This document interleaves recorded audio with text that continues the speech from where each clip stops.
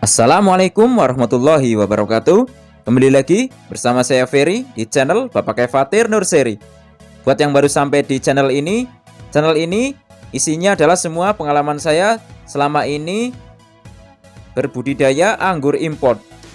Ya, jadi pada kesempatan kali ini saya mau bahas tentang kelebihan dan kekurangan sistem tanam para-para dan juga trellis.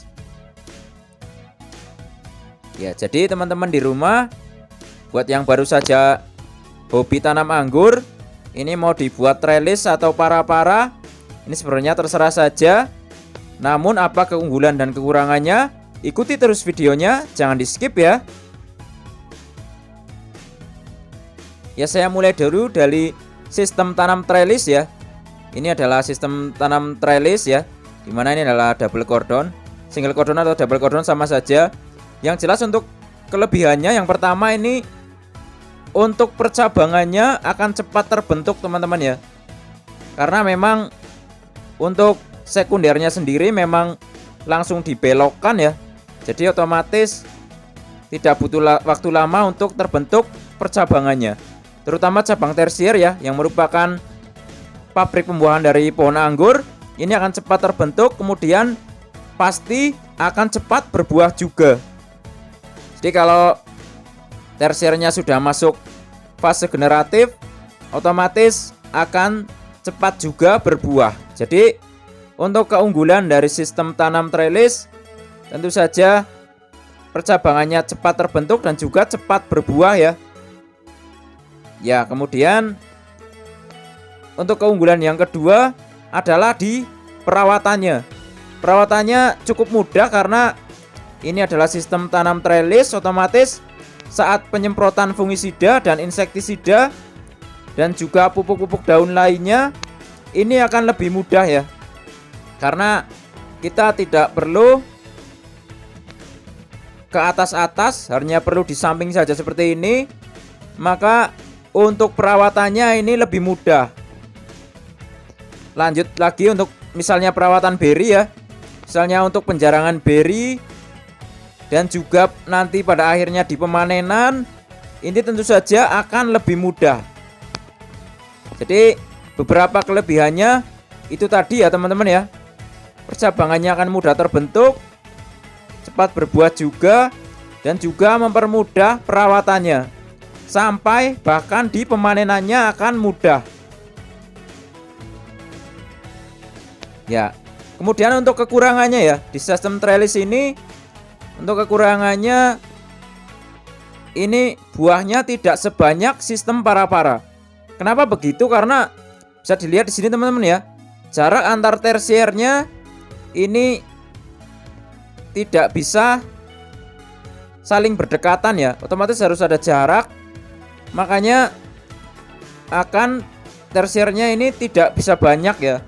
Kecuali memang kita bentuk dengan menggunakan sistem teralis Y. Ini bisa kita arahkan tersiernya misalnya dari tunas air ya. Ini satu ke kanan, satu lagi ke kiri yang sebelahnya. Ini tentu saja kalau bicara dengan sistem trellis Y. Namun kalau sistem trellis seperti ini, bisa teman-teman lihat buahnya jelas tidak terlalu banyak. Ini dari 6 tersier saja cuma keluar 15 dompol. Ya, tapi untuk skala hobi tentu saja 15 dompol ini kalau sampai panen juga sesuatu yang pantas kita syukuri, karena memang cukup banyak ya teman-teman ya. Ya, kita lanjut ke sistem para-para. Jadi sistem para-para ini satu keunggulannya jelas ini sebagai peneduh teman-teman ya. Jadi selain kita bisa nikmati buahnya, ini salah satu keunggulannya juga bisa menjadi peneduh. Jadi kalau kita tanam di atas ya, otomatis ini bisa sebagai peneduh juga. Di bawah misalnya kita mau buat garansi mobil atau buat duduk-duduk, ini otomatis bisa buat tempat untuk berteduh. Ya, ini juga salah satu merupakan keunggulan daripada sistem tanam para-para. Nah, untuk kecepatan berbuahnya sebenarnya cepat ya, sama saja. Jadi mau dibikin trellis atau para-para sama saja. Kemudian untuk percabangannya atau tersiernya ini lebih banyak ya. Otomatis buah yang dihasilkan juga akan lebih banyak. Makanya tadi saya bilang kalau dibikin para-para itu saja kita bisa memaksimalkan jumlah buahnya, karena tersiernya bisa kita pelihara biarpun saling berdekatan, namun kita bisa untuk mengarahkannya satu ke kanan dan satu ke kiri ya. Jadi otomatis saat tersiernya banyak, buah yang dihasilkan juga akan banyak.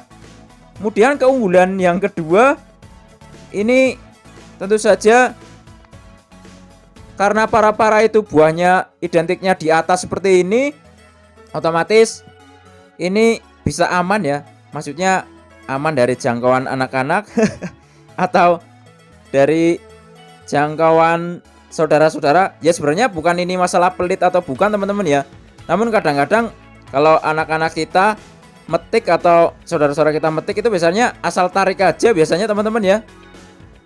Ya otomatis kalau di atas seperti ini kan jadi lebih aman dari jangkauan ya. Ya sebenarnya kalau mau metik ya silakan sih. Kalau saya juga mau metik silakan saudara. Anak saya juga suka metik, asal metik juga silakan, nggak masalah.